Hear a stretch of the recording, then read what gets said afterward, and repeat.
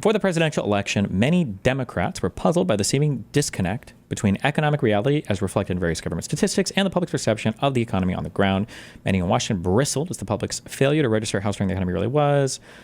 What they really considered was whether something else might be responsible for the disconnect. Whether, for instance, the government statistics were fundamentally flawed. What if, on some level, I relate to the frustrations that makes it. Hold on, let me just, what's the interesting part? Cities that appeared increasingly seedy, regions that seemed derelict. Driving into the office each day in Washington, I noted a homeless encampment fixed outside the Federal Reserve itself. Then I began to detect a second pattern inside and outside D.C. Alike, Democrats, on the whole, seemed much more inclined to believe what the economic indicators reported. Republicans, by contrast, seemed much more inclined to believe what they were seeing with their own two eyes. Of the nation's capital locations for decades, small quarter.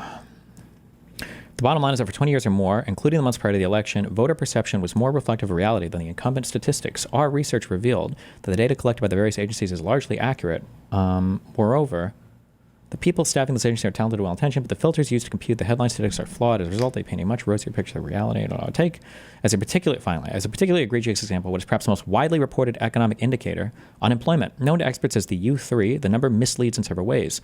First, it counts as employed the millions of people who are unwillingly underemployed. That is, people who, for example, work only a few hours each week while searching for a full-time job. So, yes, okay. There are other numbers to track stuff like this, but okay. Second, like everybody who knows unemployment statistics knows this, but okay. Second, it does not take into account how many Americans who have been so discouraged that they are no longer trying to get a job. Yes, that's why it's the U3 and not the U6 or the labor force participation. Like everybody knows this as well. Finally, the prevailing statistics do not account for the meagerness of any individual's income. Thus, you could be homeless in the streets, making an intermittent income and functionally incapable of keeping your family fed, and the government would still count you as employed. Yeah, it's just an employment statistic. We know this. Wait, who's the writer for this article? Hold on. Eugene Ludwig is chair of the Ludwig Institute for Shared Economic Prosperity. What is this?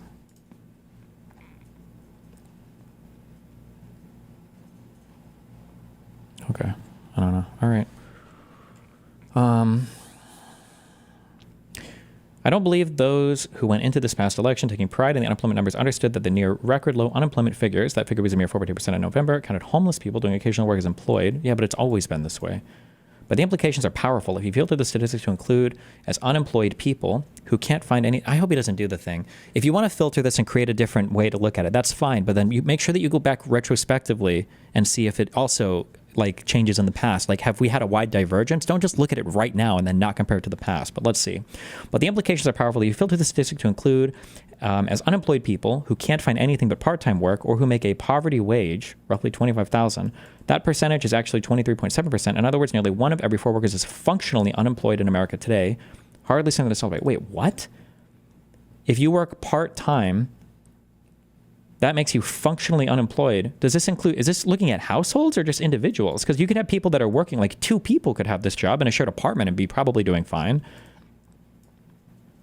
But, okay. This picture is similar. Also, historically, look it up historically. Are these wildly diverging from historic data?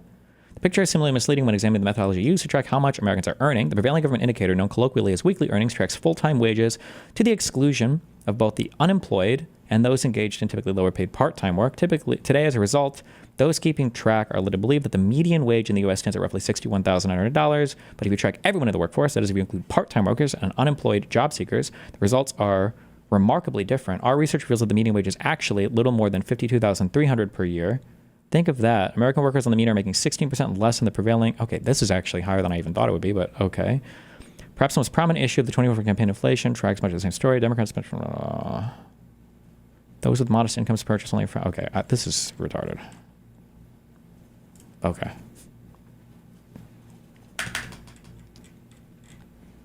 Numbers can only track certain things. That's one of the reasons why I tell you, like, if you're looking at numbers, like, just keep in mind, like, what they're tracking. But people know what they're tracking, right?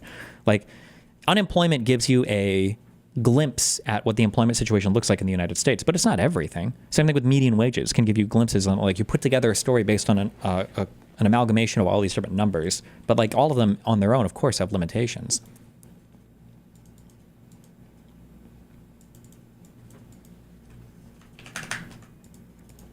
The BLS also publishes alternative measures of inflation, like the U6 is more conservative and is still low.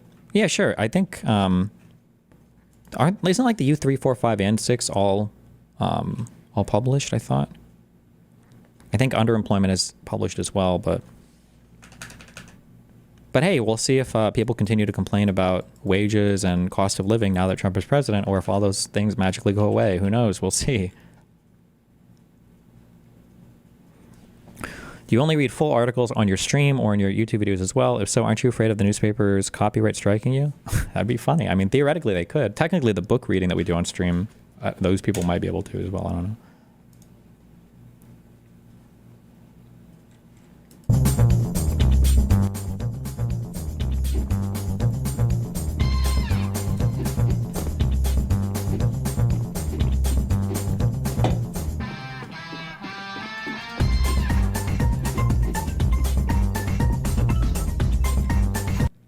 Based.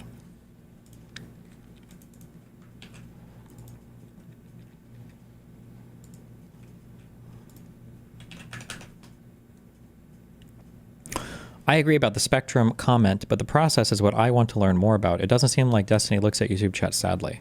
What? Because I didn't respond to every single thing? What? What did I not respond to?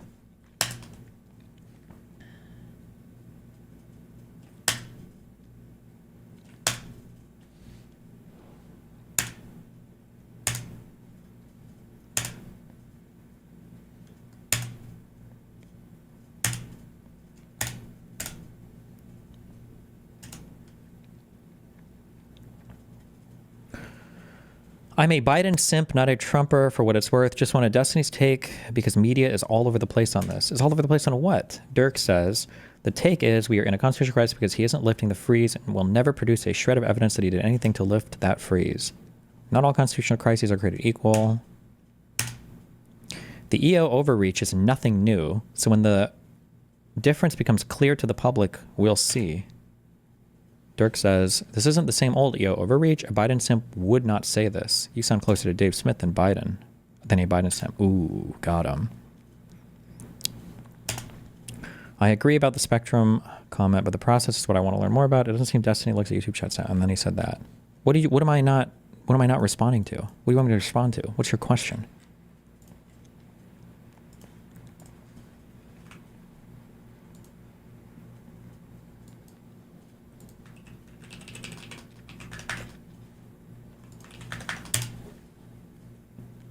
We want, like you, a sovereign and prosperous Ukraine. But we must start by recognizing that returning to Ukraine's pre-2014 borders is an unrealistic objective. Yikes. Shameful to see the United States of America surrendering sovereign European territory to the terroristic fucking state of Russia that has now invaded and stripped from a European country part of its sovereign recognized territory. We had the breakup of Yugoslavia, which was a lot messier, I think, and a little bit harder to know for sure. Like, this is like a fuck thing or whatever, in terms of the country staying together or not. Back in 92, right? Wait, fuck. Breakup, Yugoslavia. When it formally totally split into a different country. Was that in like 91, 92? But other than that, the borders have been pretty stable in Europe. And now we just have Russia fucking shit up.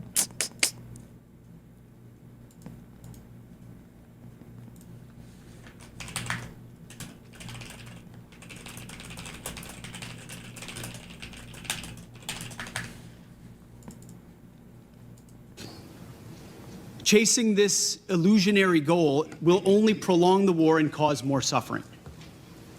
A durable peace for Ukraine must include robust security guarantees to ensure that the war will not begin again. This must not be Minsk 3.0. That said, the United States does not believe that NATO membership for Ukraine is a realistic outcome of a negotiated settlement. Damn, so Ukraine gets fucked on everything? No NATO, no security guarantees, no territory, like it loses territory. Like, does Ukraine get anything out of it? Why wouldn't they just fight forever then? Why don't they say, oh, fuck it. We're just going to literally fight until we're all dead? Instead, any security guarantee must be backed by capable European and non-European troops. What? Wait, I'm so sorry. Like who? Who else? I'm ignorant on this point. What other military alliances exist beyond NATO? BRICS isn't even considered a military alliance, is it? Right? No, it's just economic. Same thing with the EU, right? Who else besides...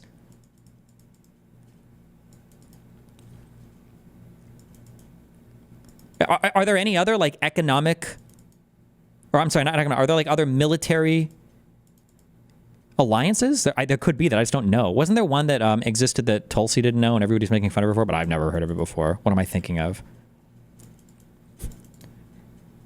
Instead, any security guarantee must be backed by capable European and non-European troops. ASEAN, if these troops are whatever. deployed as peacekeepers to Ukraine at any point, they should be deployed as part of a non-NATO mission, and they should not be covered under Article 5. So then what? So what? Is it going to be UN peacekeeping forces? Can you deploy UNEF? Is it UNEF, emergency force? Can you deploy that if a member on the Security Council vetoes it? Is Russia going to be okay on the Security Council approving peacekeeping troops to prevent their own invasion of Ukraine?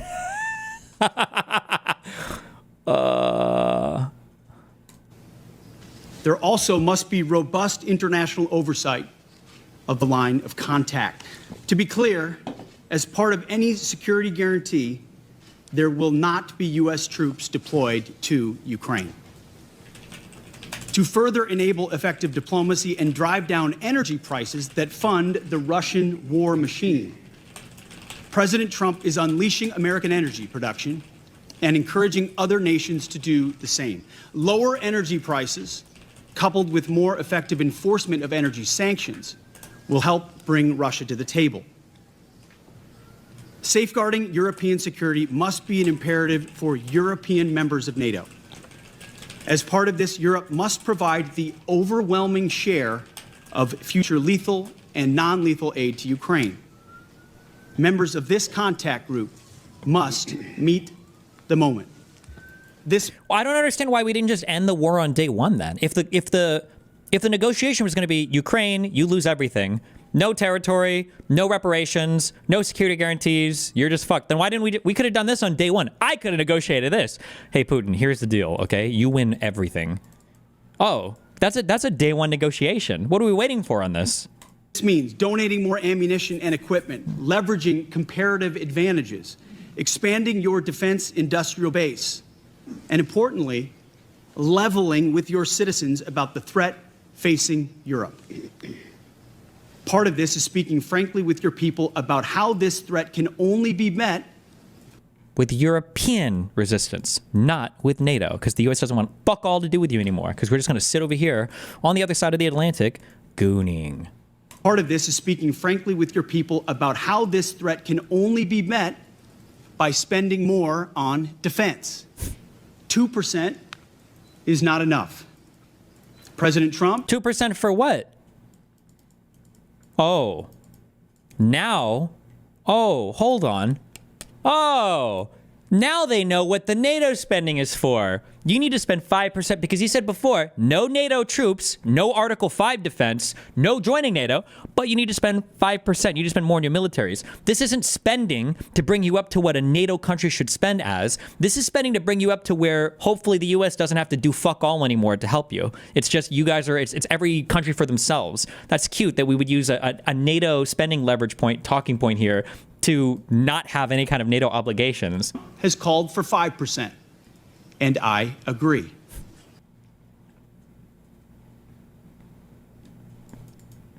What a waste of all of our training and all of our military. It was like the one good thing the U.S. had was like our military shit at least. And now we just do nothing, I guess, with it.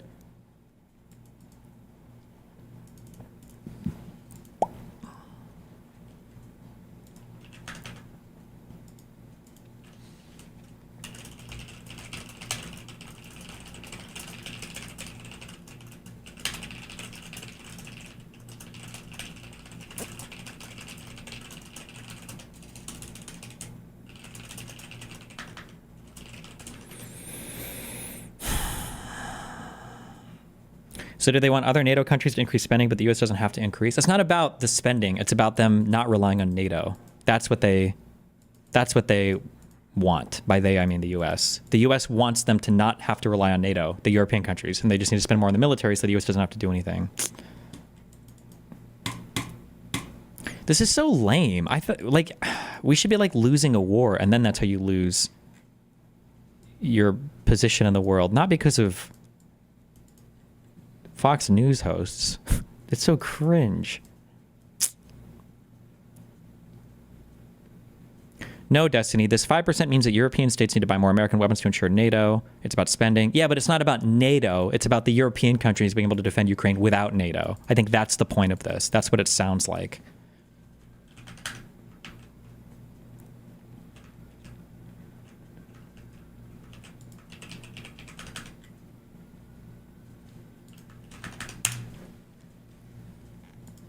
To restore democracy. This may seem like, well, are we in a democracy? To restore democracy. This may seem like, well, are we in a democracy? To restore democracy. You're not the president? I don't think that's what he's saying. I can't hear that at all. Is he saying that?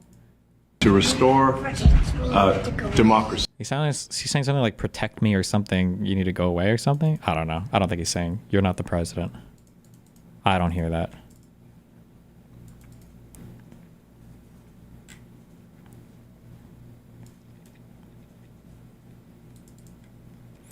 Hegseth has been more coherent than Rubio since confirmation. Honestly, he literally doesn't have the political mandate to push for NATO membership, nor the role where he could do so.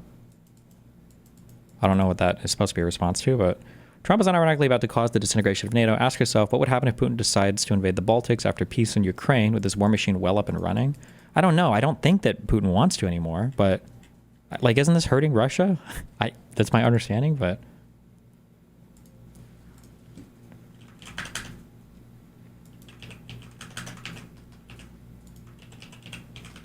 somebody said, did this guy deserve it? Dude came out the store and found this drug addict keying his car. Was him going crazy justified? Wow, Peak, thanks for the $10.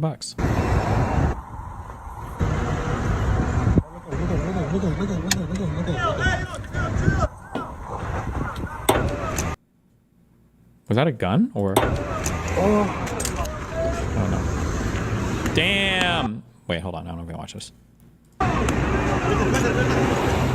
Go!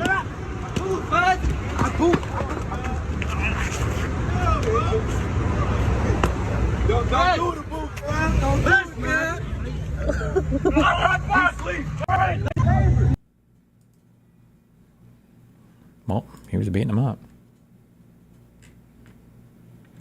Russia is fucked economically. They're also completely reliant on China and India. Their war machine is fine, but it can't operate for years and years on end like this. They aren't going to become a war maniac without insane immigration. They don't have enough population to maintain a modern economy and do this. Sure, okay. But I feel like Putin probably, maybe I'm speaking so out of my ass. I would imagine it looks good for Putin if he could walk away from all of this with like a W, which it seems like he could, right? At least optically.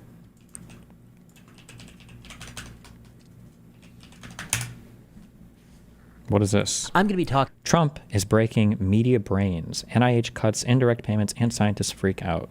Somebody link me this to watch. About a few things in this video. I'm going to be talking about Trump, the media coverage of him, and in particular, a decision that was made Friday, 5 p.m. by the National Institutes of Health to cap the indirect. Shitting on Hegseth is weird when he is, for all intents and purposes, doing a good job with the mandate he's left with. He's operating within a strongly anti-NATO admin. I don't understand what you're talking to me about. I'm not even, I don't even think I attacked Higgs. Oh, I called him a Fox News host, I guess. Yeah, that was an insult I threw at him. My issue, though, is obviously, my issue is not just with Hegseth. My issue is with the administration's demeanor towards NATO and European security, obviously. Yeah, I don't know. I wouldn't blame any of this on Hegseth, of course. I'll just shit on him like I would for any other cabinet-level Trump pick.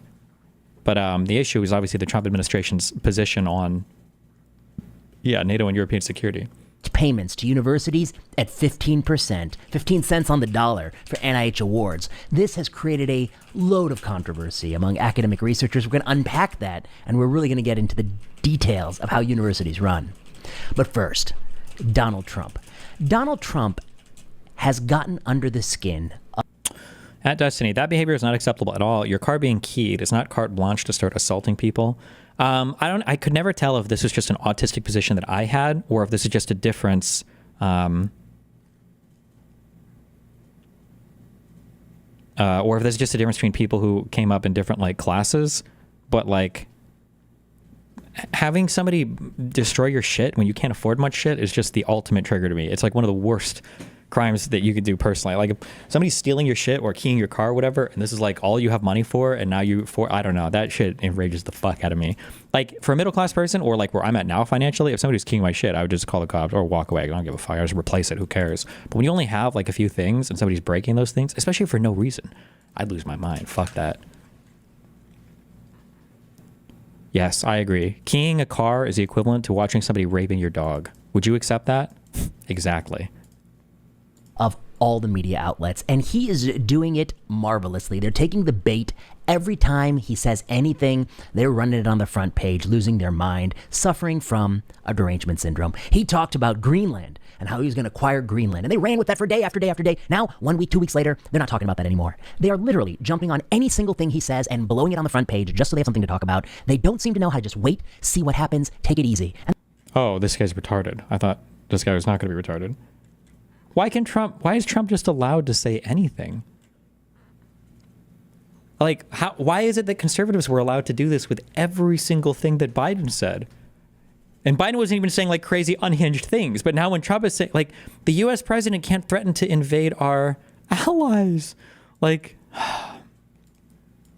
And that's because I think they're so biased against him. They don't like him. They didn't vote for him. They disagree with anything he does. Whatever he says, they're going to say the opposite. We saw this happen before. It happened in the pandemic. When he said reopen schools, they said actually school is the most dangerous place you could ever send your child, and COVID is the worst thing that could ever happen to them. And that was a complete lie. And so they did a load of damage by blindly opposing everything he says, and they're falling for it yet again. And that relates to the main. like this is literally the what's the comic where the guy's like, I'm acting retarded, and somebody's like, you're being retarded, and he's like, haha, gotcha, I was only trolling. I was only pretending to be retarded. Like, yeah, threatening to invade our allies is a big deal. Threatening to put 25% tariffs on our closest and largest trading partners is a big deal. 25%.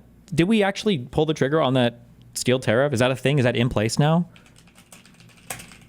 Or did he just say he was going to do it? Did we actually do it? Is it done? Yes? Yeah, okay. These are big deals. Oh, he did 1 day ago. Is reinstating the 25% tariff on steel imports and increasing tariffs on aluminum imports to 25%. Topic. The National Institutes of Health announced on Friday that they're going to cap indirect payments to universities and other research centers at 15 cents on the dollar, 15%, rather than the exorbitant amounts of money they've been spending, which include 60 cents, 65 cents on the dollar, and even 90 cents for some of these premier, quote-unquote, premier research institutes like Salk and Scripps. Quote-unquote premier. Do we not like U.S. research anymore? Like, does the U.S. just not do anything that we're proud of? Do we not like anything this country does? Well, like, I don't understand how MAGA seems to co-opted. They've co-opted the worst talking points from the extreme right and the worst talking points from the extreme left. How? They shit on every part of all of our institutions and everything else, and then they like hate our country. They don't defend any of our like large business or anything. They just like hate every part of our country. That was supposed to be progressives. Progressives shit on America, not conservatives as well. What the fuck? What does this mean? What does the average person think? I want to just stop for a minute and just say, what does the average person think? I believe the average person in America doesn't really care. They've seen the scientists and experts get up there on TV for year after year and say things that ran against their own common sense and intuition. For instance, that you should mask your toddler. For instance, you should get a booster right after you've already had and recovered from COVID. They've seen people tell them things that just go against their intuition, and they've lost. Were people recommending getting boosters right after COVID infections? I don't remember somebody saying right after, but okay, maybe somebody did. I don't know. Faith in researchers and expertise, and they want to see some cuts. They're also, I think, frustrated with the ways in which the research agenda often has research projects focused on things they disagree with, like diversity supplements, diversity, equity, inclusion, some of these themes that I think the average American does not like. Meanwhile, the academy is so distant and removed from the average American, they don't know how this is being perceived. So we'll come back to that. What are indirects? Every time a researcher in the U.S. applies for a grant and gets that money, they get a direct payment, which they have budgeted very carefully. For instance, you get a $100,000 grant. It's going to fund a portion of your salary for a few years. It's going to fund a lab tech. It's going to fund, some equipment that's built into that $100,000 budget. But your university has separately negotiated, and I think the Office of Management and Budget separately negotiated an indirect payment that comes to the university for allowing you to work there and housing you and giving you electricity and lab space, etc. That indirect payment can range. If you're a philanthropic association like Gates Foundation or the Chan Zuckerberg Foundation, they cap that indirect payment to the institution at like 10% or 15%. But these universities have negotiated sweetheart deals with the NIH. They get 60 cents on the dollar. So that $100,000 comes with $60,000 that's given to the university, for instance. What do they do with that money? They don't have to document anything with that money. They don't have to say how much it costs to have the lights. They don't have to say what it costs to pay for the centrifuge or anything like that. They don't have to give a line item budget. They just take that money and put it in the pot of money. They can do whatever the hell they want with the indirect. And that is part of the problem. It's money that the public has given them that is completely unaccountable. Okay, they can do anything they want with it. Now, people say that sometimes they do use that money to further the goals of the research. Absolutely, I don't disagree. They use that money to pay for the lights. Absolutely. But they also use that money to pay for things that you don't like, that the American people would not like. And some things that would make them quite upset. They use those things to pay for consultants, for instance, to have mandatory diversity training, which I think many Americans disagree with. They use that money to create pots of money, and departments and individual people have pots of money that are discretionary money that can be used for anything. Then they may make a rule that says, for instance, if you travel to Europe to go to a conference, you're allowed to reimburse. I wish that there were sources that he would post for this, because like the idea that you're getting all of this money and you don't have to line item it or you don't have to account for any of it, like the fact that these costs, so for instance, the fact that your indirect costs are capped at administrative costs at 26% seems to show that you have to account for the money somehow. Otherwise, how would anybody even know that? The calculation of indirect costs, right? And in 1991, as I told you, there's two parts to indirect costs, administrative and facilities. In 1991, there was a cap placed on administrative costs at 26% of the modified total direct costs for universities and institutions of higher education, not for other organizations. And that cap has been in place 25 years now. When the cap first went into place, most institutions were around the 26% or less for their administrative. There's a 9-year-old video on NIH grants. How would they know this, though? They don't line item anything. Like, you really think they just get like a blank check for money and no one has any idea where it goes? I guess it could be possible, but can you show me some evidence of that? For business class travel. And so this money, indirect money, is being laundered into discretionary funds, slush funds, and that funds are in part used so that people can fly business class to Europe to stay at a very nice hotel and go to a conference that may have no actual scientific value. They may not even be in the conference that much. They're flying a lavish business class. They're enjoying drinks. If you're inviting speakers, maybe you're taking them out to dinner and you're paying for drinks, and that's in part using that indirect. Like, how do you know this? If we don't account for any of that money, then how do you know it's being spent like this? How would you know? Like, it doesn't even make sense on its face. Like, we don't know where any of this money is going, and all of the money is going to corrupt slush funds. I thought it was unaccounted for. Money. You're running up the alcohol tab. You're paying for fine wine. Now, I'm not saying this is the majority of that spending. I doubt it is. But money is fungible. And some of that money is used for these things that are frivolous. It's different than in the federal government. When you work at NIH, and I worked at NIH for 3 years, you're not allowed to run up these things. You're not allowed to have business class travel. You're not allowed to pay for alcohol, I don't think, at all, under any circumstances. I've never seen them reimburse for that. Whether you invite a guest speaker or go out, you got to pay for that on your own account. Apparently, what you're allowed to do is have a New York Times subscription. Apparently, that's something they allow you to do, so you can play your Wordle in your office. Okay, they allow that. I think that's a little bit fishy. This is what Elon has uncovered with DOGE, and I'm skeptical, because when I was there, they called Uncovered. This is all publicly available, but was you would not be allowed to do that. And I think that's absolutely ridiculous. Side note, some people say that you might need the New York Times for work to stay abreast of information. When I worked at NIH, I needed to wear dress shoes and a dress shirt to see patients. And I could say, and this is probably true, that aside from going to see patients, I would never need to wear those dress shoes and I would never need to wear that dress shirt. But I sure as hell can't buy a dress shirt with NIH dollars. Okay, that makes no sense. We live in a world where there are some standards and some things you have to pay for out of your pocket. You have to pay for your own New York Times subscription. You can't use the public taxpayer money on that, and you have to buy your own shirt and pants, even if those shirt and pants are only used while you're at work. Okay, it's pretty ridiculous. The tax justification, I can't speak directly to the NIH thing, but you can't use things that you would take with you into ordinary life. You can't charge those as business expenses. So if I go get a nice haircut and if I buy a really nice suit for an appearance on like a Piers Morgan live show or whatever, I can't expense that to a business account because I have my haircut when I go into the real world outside of work, and I can take that suit with me wherever I go. However, if I were to show up to a Piers episode and we were doing like a special cosplay edition and I've got to dress up as Sailor Moon or whatever, I can expense that because those are like within that line of business. I think it's an ordinary expense, although anything in the stream world is hard to say what's ordinary. But like that's not something that I could take with me to the, I wouldn't use that in my daily life. So, I mean, if you don't ever wear your shoes or ever wear any of the stuff you buy for your job outside, like ordinarily, I mean, that's on you. You can, but... Back to the NIH. So they've negotiated all these deals over the years. And Same with the New York Times subscription. I can't speak to that. I don't know why they would need that or what that's for. My wonder I would have is I wonder if they have like a special enterprise-wide discount negotiated for some of these subscriptions. Like that would kind of make sense, but I don't know if that's true or not, right? Like maybe the NIH gets discounted funding for people who subscribe to the New York Times or something. I don't know. These universities are just pocketing tens of millions, hundreds of millions of dollars, and more over time, perhaps billions of dollars from this indirect public money. This is money that we're taxing people, school bus drivers and plumbers to get this money. And they're using this money in ways that you won't like. Can you expense a hairstylist you pay?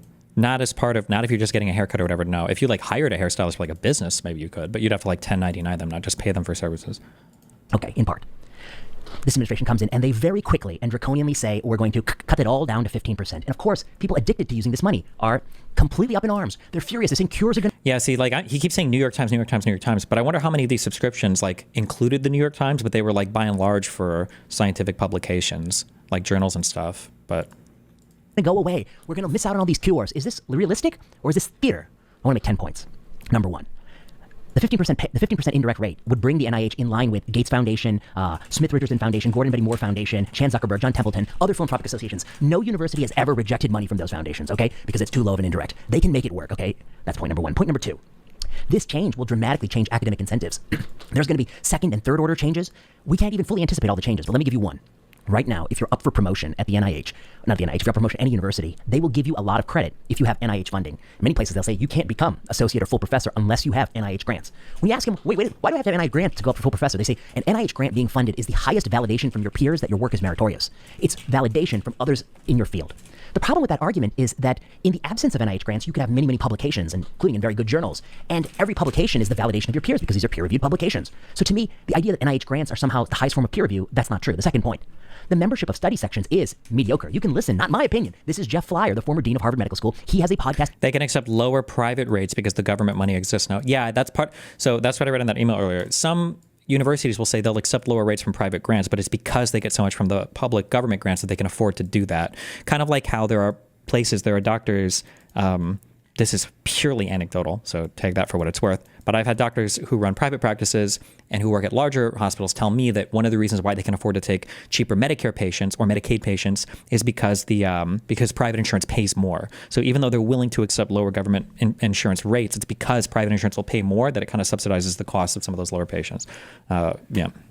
Out today, this is Saturday, February 9th, February 8th, he has a podcast out today on Sensible Medicine where he says point blank, the study section membership is not as good as it was in the past. So it's not really the highest validation among the best people in the field. It's a validation among some randomly selected peers, which is what peer review is as well.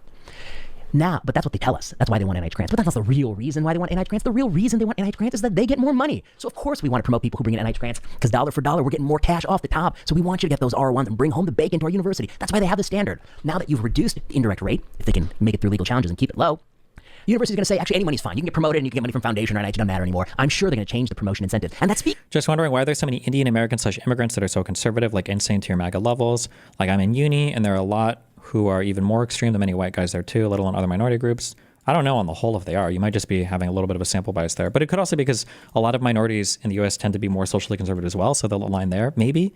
But I don't know. I wouldn't be able to tell you as much. I don't know.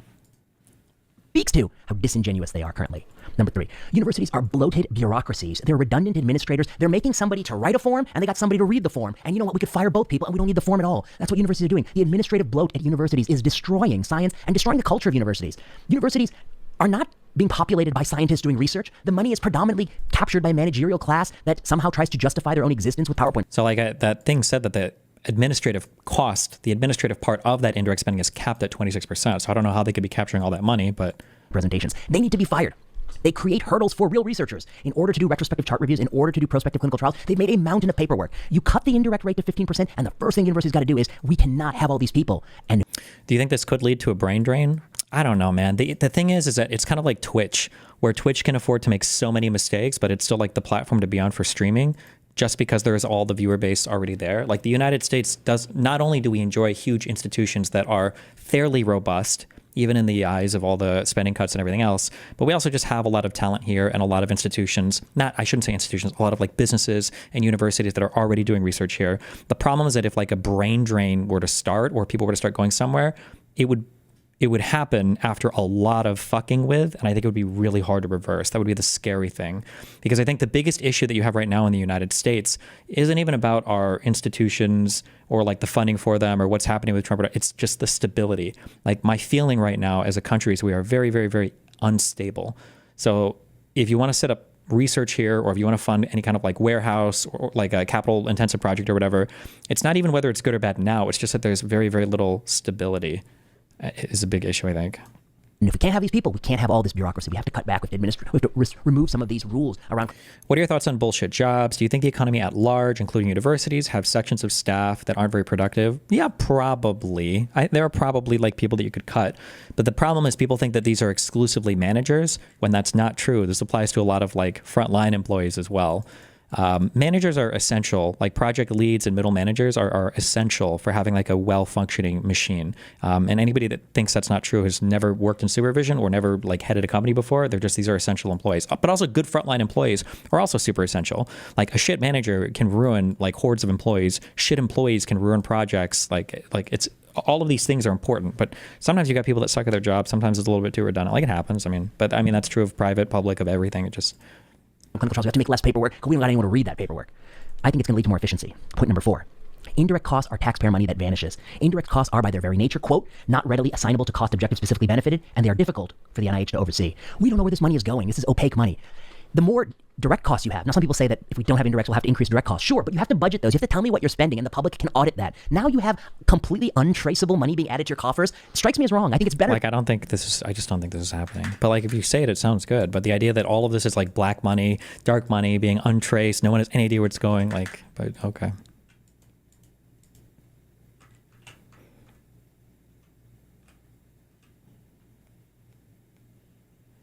Do you believe that people like him confidently lie maliciously or just ignorance because our leaders echo this? I think these people are just in echo chambers. That's my guess, but I don't know enough of this guy's history personally. I don't know, maybe he's malicious, but...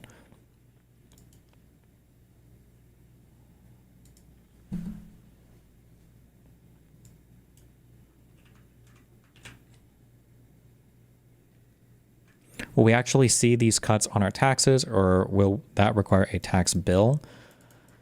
The thing is, who knows what of these cuts are permanent or what of these cuts are, like, we're still probably nowhere near solving the deficit. And I don't even mean our debt. I mean, I don't even know if we've closed any part of our deficit. I guess we'll know when we go to negotiate our next spending bill, but don't you think some institutions are best sourced overseas versus the US? Why? If we can do it here, why would we want other countries to do it? No. I want my country to be the leader in scientific research, for medical stuff, for spaceships, for technology, for software and computer stuff. For like, I want to be in the country that's doing the best, like, research at all that. I don't want to offshore that to Europeans. No offense to Europeans, I like them too, but.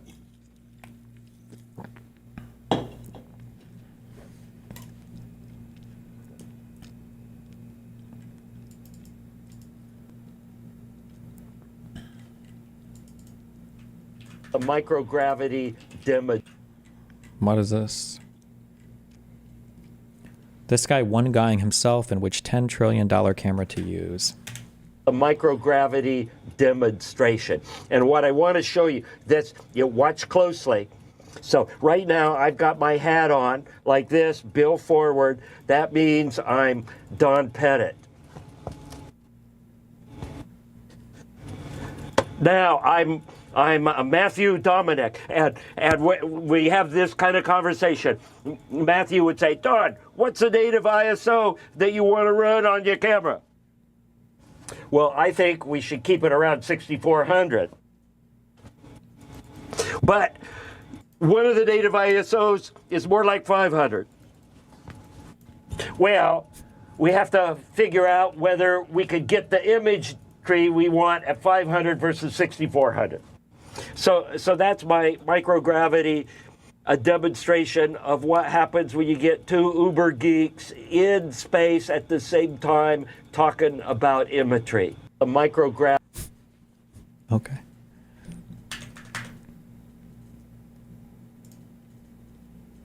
How about flat land? How about repudiating national debt? What does repudiating mean in this context? Like to disavow it? What do you mean?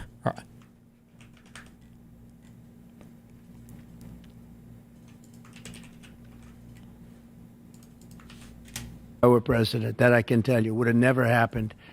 It's to look at that. And October 7th. Finally, Russia has a direct line to our intelligence services via Tulsi Gabbard. Thank you. About 45 minutes behind. What you need is solids or floppies to shape and control light. Something like a C-stand and a 2x3 solid will fix all of this. What is a 2x3 solid? 2x3 solid. Oh, like these big, the flapper dudes. True, actually. Can you find me one that would fit my nan lights?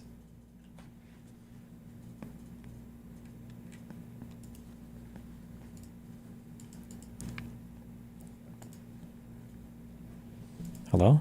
Please? Play? No?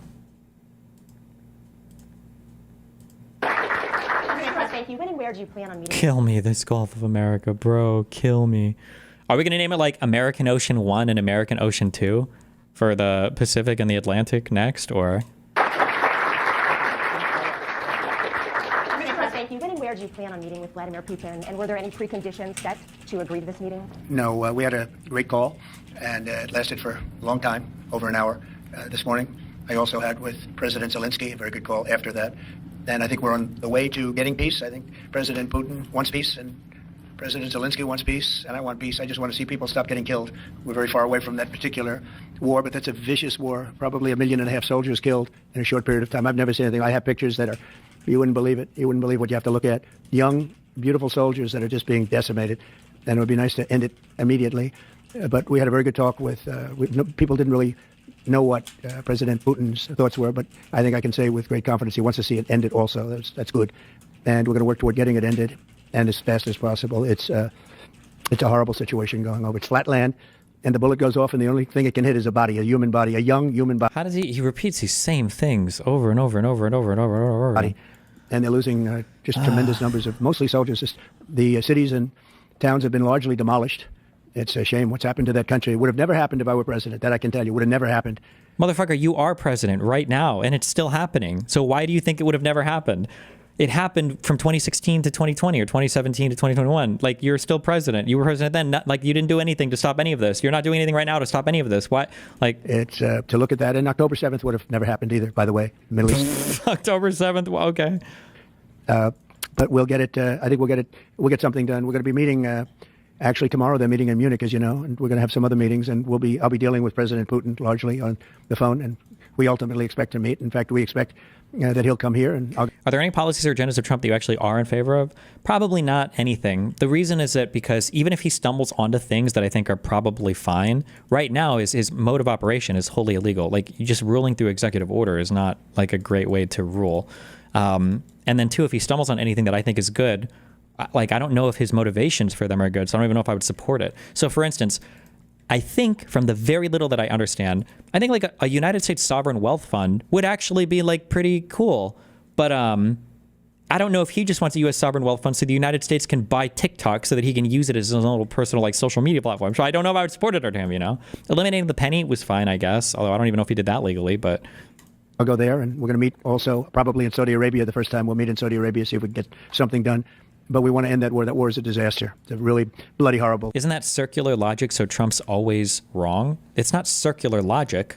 That's logic that works from one direction. So, for instance, if you were to ask me, if I was in Nazi Germany, and let's say I wasn't a Nazi, okay, and you would say, well, are there any parts of like Hitler's social plans that you agree with? I would say probably not. Even if there are things that he were doing that I guess I kind of agree with. Like, I think this might be good, you know, in another context. The whole ideology that he has means that even if there's like some thing that I would support in another context, I probably wouldn't support it as part of his overall agenda or regime, right? Saudi Arabia, see if we can get something done. But we want to end that war. That war is a disaster. It's a really bloody, horrible war. Saudi Arabia, the first meeting will happen. I think so. We think we're going to probably meet in Saudi Arabia the first meeting. Hasn't been set, but not too distant future. We both understand. You know, we know the Crown Prince, and I think it'd be a very good place to meet. So it sounds like that would just be a meeting between you and Putin and perhaps the Crown Prince, but not President Zelensky. Probably we'll have a first meeting, and then we'll see what we can do about the second meeting. Also commit to go to Ukraine? What about Ukraine? Did you commit to go to Ukraine? No, I haven't. I haven't committed to go to Ukraine. I would I don't give a fuck. think about going. Yeah, I'd think about it. No problem. You say today, Mr. President, that if they receive your vision, what is your plan to end this war? Like today, Secretary. Well, I'm not going to tell you my plan. I can just tell you we've made a lot of progress. This should have been done by Biden, not by me, because this has been going on for now a long time, years, and it should have been done by Biden. Just like the young gentleman that I brought home yesterday after 2 weeks. We worked on it for 2 weeks. It was a fine man, and he was in there for 3.5, almost 4 years, and they weren't able to do a thing, and I got him out. And as you know, I didn't pay $6 billion. I didn't pay anything. We did a trade, and we did a good job. We got him out in 2 weeks. It should have been out years ago. Really should have been out years ago. Post NATO membership for Ukraine. I don't think it's practical to have it, personally. I know that our new Secretary of Defense, who's excellent, Pete, made a statement today saying that he thinks it's unlikely or impractical. I think probably that's true. I think long before President Putin, they said there's no way they'd allow that. This has been going on for many, many years. They've been saying that for a long time, that Ukraine cannot go into NATO. And I'm okay with that. I just want the war, whether they are or they're not. But it certainly would seem to be that most people have said that that is something that's not going to happen.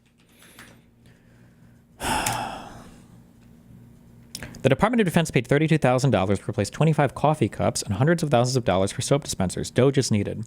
In October 2024, a 2-year audit by the Defense Department Inspector General found Boeing overcharged the Air Force by 8,000% for soap dispensers that the service branch paid $149,072 over market price for. Of a selected 46 spare parts that were scrutinized by the audit, the report found that the Air Force overpaid about $1 million for 12 of them for its C-17 transport planes.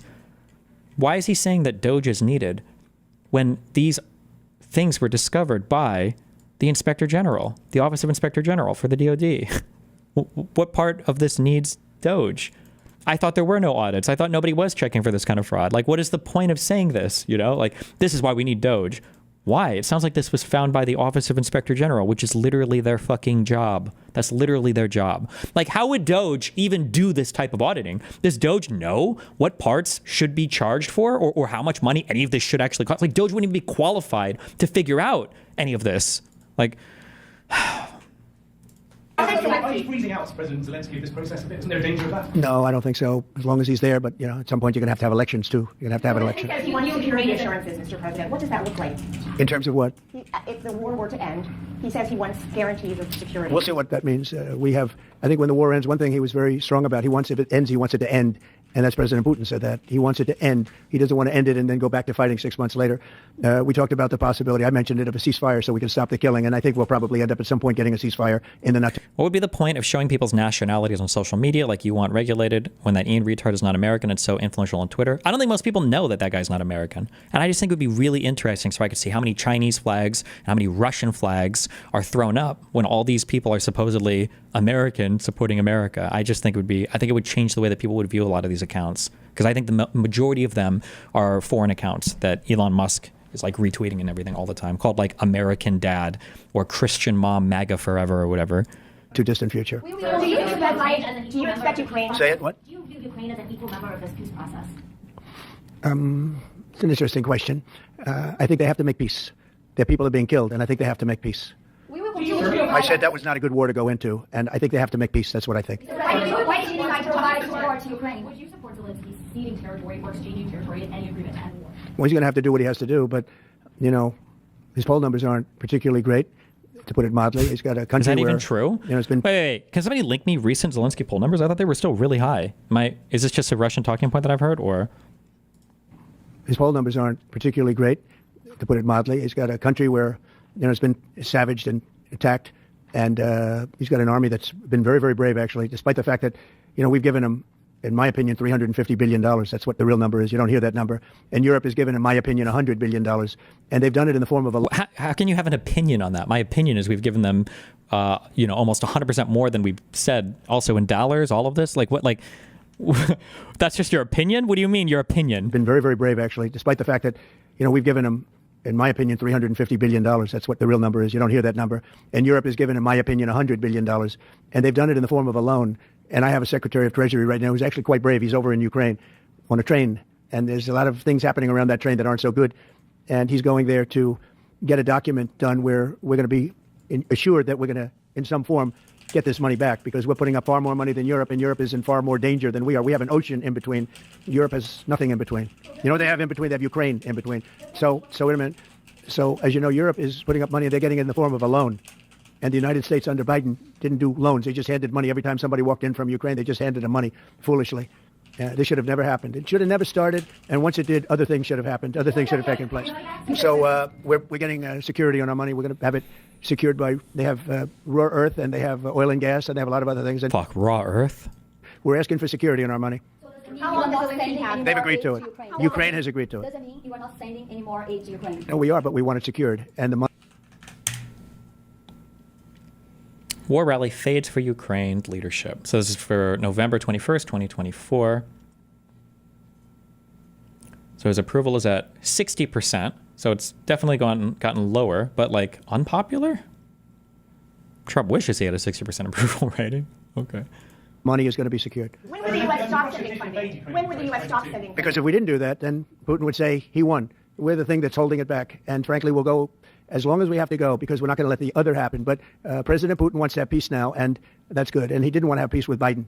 Was that conversation with Putin? And you tell me why that is, okay? Was that conversation with Putin to start these negotiations part of the deal to bring Fogel home? No, but it was a nice thing that he allowed Mark Fogel to leave. In fact, Mark wasn't feeling well, but he was all of a sudden about 2 weeks ago, he started being treated very nicely. He said they took him out for haircuts. They took him out. They helped him out a little bit and made him feel better, made him look better.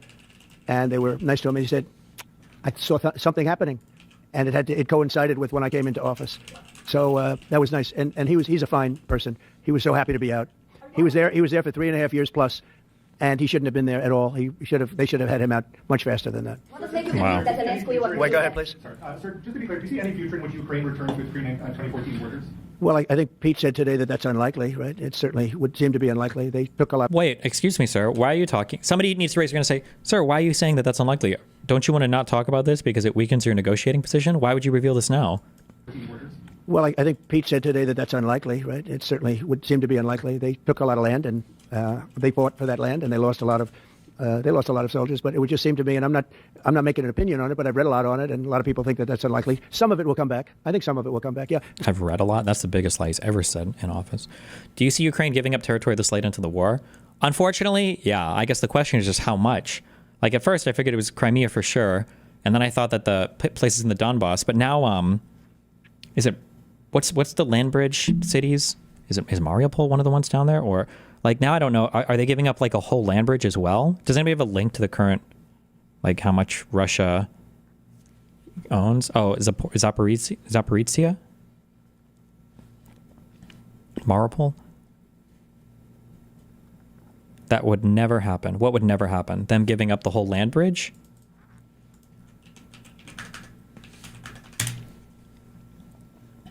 Like, Jesus. Holy fuck. Like, are they giving up this whole land bridge? Is that what's going to happen? Are they going to actually, or is Russia really giving all this land back?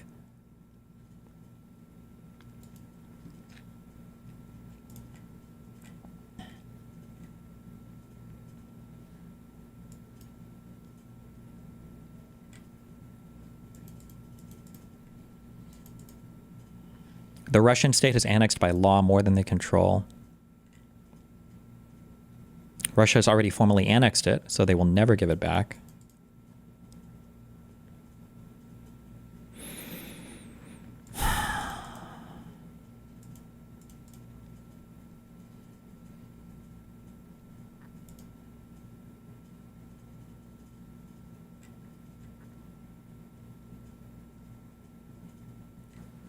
This is a Daily Mail. I feel like Daily Mail is the last publication I would trust for a leaked peace plan. Reported by Ukrainian outlet Strana.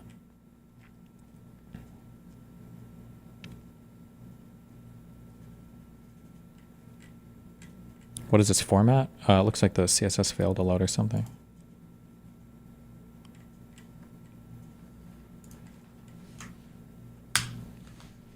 Maybe? I don't know what the fuck is going on with this. Ukraine banned from joining NATO and must declare neutrality. Ukraine withdraws from Kursk. European and UK soldiers, police demilitarized buffer zone. Kiev accepts Russian sovereignty of annexed land. This would just be insane, bro. There's no way. Or maybe there is. I mean, why am I saying there's no way? Like there's nobody, I guess, to stand.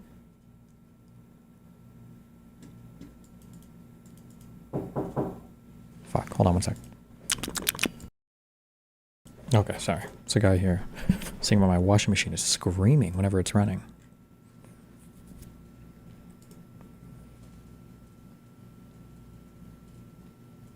Some of that land will come back. This is pretty normal. Large nuclear power does some crazy shit, takes land and stalemate ensues. Then they get what they want from rest of world. I feel like historical wise, this pattern happens all the time. We don't even have that much history on nuclear powers. What are you talking about? Nuclear powers existed for like 80 years. What? Also, I don't think this has traditionally like happened much since 91, since the fall of the Soviet Union. These are both Russian. Who are you with? Sorry, me. Yeah. AFP. You who? AFP, Agence France Presse. Okay. I just wanted to ask you, the things that the Secretary of Defense was talking about, the 2014 borders and the lack of NATO membership. Ultimately, these are both demands that Russia has made in the past. Is there not a danger of handing Russia a kind of win on this? Well, I think that if you look at the war, the way the war is going, you'll have to make your own determination. I'm just here to try and get peace. I don't care so much about anything other than I want to stop having millions of people killed. Last night, Kiev got hit very, very hard. I want to see people stop getting killed. That war is ridiculous. It should have never happened, and it would have never happened. Yeah, a couple of more questions. Are you planning to sign an executive order of reciprocal tariffs, sir? Yes, I am. In fact, I may do it today, and if I do it today, I could almost do it right now. Would you like me to talk about it now? I don't want to take anything away from this young lady's day, because this is her day, and I may do it later on, or I may do it tomorrow morning, but we'll be signing reciprocal tariffs. The world has taken advantage of... Wait, reciprocal tariffs on who for what? Is this related to China? The United States, for many years, they've charged us massive tariffs that we haven't charged them.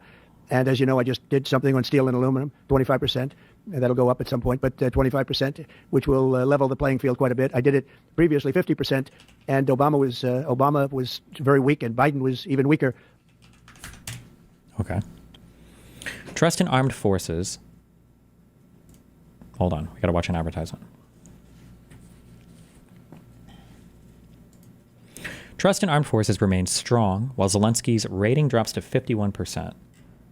Okay, this makes sense then. More than 90% of Ukrainians trust the armed forces the most, 83% trust state of emergency service, and 80% trust volunteer organizations. So my guess is the trust in Zelensky is falling just as a result of probably not making huge progress on the war, but probably not so much as they are ready for Russia to take over and be cool with it, would be my guess.